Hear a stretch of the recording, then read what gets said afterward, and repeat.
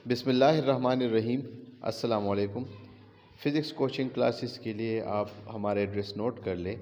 Engineer Adnan Khan, government college Peshawar के करीब Malak plaza. Thank you so much. बिस्मिल्लाहिर्रहमानिर्रहीम। अस्सलाम वालेकुम। First year physics unit 4 work in energy, numerical problem number 4। Problem statement है the roller coaster car starts its journey from a vertical height of 40 metre on the first hill and reaches a vertical height of only 25 metre on the second hill where it slows to a momentary stop. इसका मतलब ये है कि एक roller coaster car है। आप पहले ये रोलर कोस्टर कार ज़रा देख ले। ये रोलर कोस्टर है, ज़्यादातर ये पार्क वगैरह में होता है। आप देख सकते हैं कि इसमें मुख्तलिफ हिल्स होते हैं। कभी ये ऊपर की तरफ मूव करता है तो कभी ये नीचे की तरफ मूव करता है। इस इमेज में आप हिल के मुख्तलिफ हाइट देख सकते हैं। जिस तरह आपने देख लिया कि रोलर कोस्टर कार के मुख्तलिफ इस तरह सेक्शंस होते हैं और हर एक सेक्शन या हर एक ऊंचाई को हम हिल कह सकते हैं। तो आपको फर्स्ट हिल की जो ऊंचाई दी गई है, हाइट दी गई है, वो है 40 मीटर और दूसरे हिल की ऊंचाई आपको कितनी दी गई है, वो है 25 मीटर सेकेंड हिल। और ये वहाँ पे स्टॉप करता है। It travelled a total distance of 400 metre. Total distance ये कितना कवर करता है, 400 metre. Determine the thermal energy produce. आपने क्या फाइंड करनी है, थर्मल एनर्जी आपने फाइंड करनी है। And estimate the average friction force.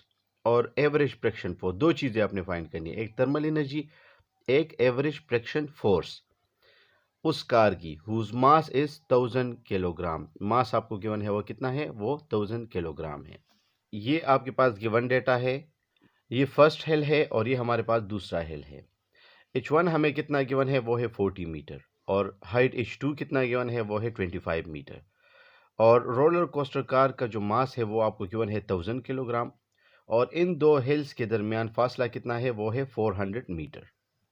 दो चीज़ें आपसे रिक्वायर्ड है, एक थर्मल एनर्जी आपने फाइंड करनी है और दूसरा आपने फ्रिक्शन फोर्स फाइंड करना है। अगर आप गिवन डेटा को देखें तो आपको सिर्फ और सिर्फ यहाँ पे हाइट H1 और H2 गिवन है।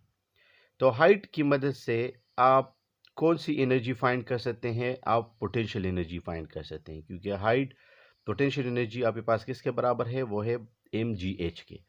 तो यहाँ पे मैं इसकी पोटेंशियल एनर्जी फाइंड कर सकता हूँ। Potential energy 1 will be equal to mgh1 और यहाँ पे मैं पोटेंशियल एनर्जी फाइंड कर सकता हूँ। Potential energy 2 will be equal to mgh2। आपसे कहा गया है कि आप थर्मल एनर्जी फाइंड करें। तो यहाँ पे कितनी थर्मल एनर्जी प्रोड्यूस होगी। पोटेंशियल एनर्जी के अलावा हमें कोई भी एनर्जी गिवन नहीं है। यहाँ पे पोटेंशियल एनर्जी डेफिनेटली ज़्यादा होगी क्योंकि हाइट ज़्यादा है। यहाँ पे पोटेंशियल एनर्जी कम होगी क्योंकि हाइट कम है। तो जितना आपके पास यहाँ पे पोटेंशियल एनर्जी में लॉस आया है, जितनी पोटेंशियल एनर्जी कम हुई है, उतनी ही थर्मल एनर्जी आपके पास प्रोड्यूस होगी। तो सोल्यूशन में हम लिख सकते हैं कि आपके पास कितनी थर्मल एनर्जी प्रोड्यूस हो रही है, जितना पोटेंशियल एनर्जी में चेंज आ रहा है। तो change in potential energy is equal to the thermal energy.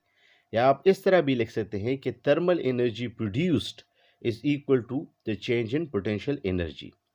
तो थर्मल एनर्जी कितनी होगी, वो चेंज इन पोटेंशियल एनर्जी होगी। और चेंज इन पोटेंशियल एनर्जी के साथ यहाँ पे हमने नेगेटिव साइन लगाया हुआ है। इसका मतलब है कि चूंकि पोटेंशियल एनर्जी कम हो रही है, पोटेंशियल एनर्जी में लॉसेस आ रहे हैं, इसलिए हमने नेगेटिव साइन यहाँ पे यूज़ किया है।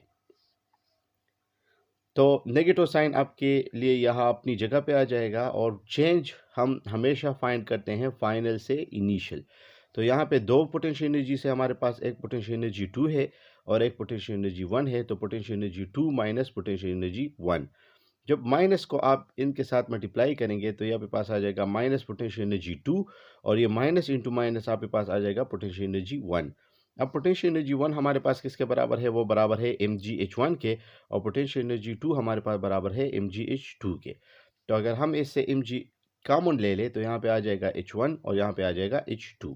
अब मास आपको गिवन था 1000 किलोग्राम, g की वैल्यू आपको पता है वो है 9.81 और h1 की जगह हाइट, पहली हाइट हमें कितनी गिवन थी, वो थी 40 मीटर और दूसरी हाइट हमें गिवन थी 25 मीटर। तो यहाँ 40 से आप 25 माइनस करेंगे तो 15 आ जाएगा। इसको 9.8 से मल्टीप्लाई करें और फिर इसको आप 1000 के साथ मल्टीप्लाई करें तो आपके पास थर्मल एनर्जी कितनी प्रोड्यूस होगी, वो आपके पास प्रोड्यूस होगी 147,000 जूल। इसको आप लिख सकते हैं 147 किलो जूल।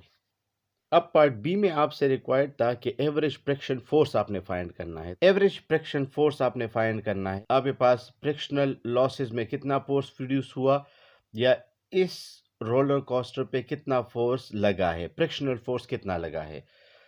तो यहाँ पे हमारे पास जो एनर्जी प्रोड्यूस हो रही है वो सिर्फ थर्मल एनर्जी है और यही हमारे पास इस रोलर कोस्टर पे वर्क हो रहा है।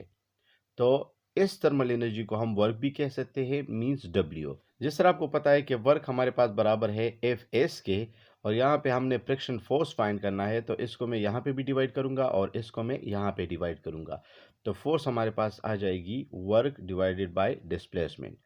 वर्क कितना है, जितनी थर्मल एनर्जी प्रोड्यूस हुई है, तो वो कितनी है, वो है 147,000 और दो हिल्स के दरमियान डिस्टेंस हमारे पास कितनी थी, वो थी 400 मीटर। तो जब आप 1470 को 4 पे डिवाइड करेंगे तो आपके पास फ्रिक्शन फोर्स आ जाएगा 368 न्यूटन।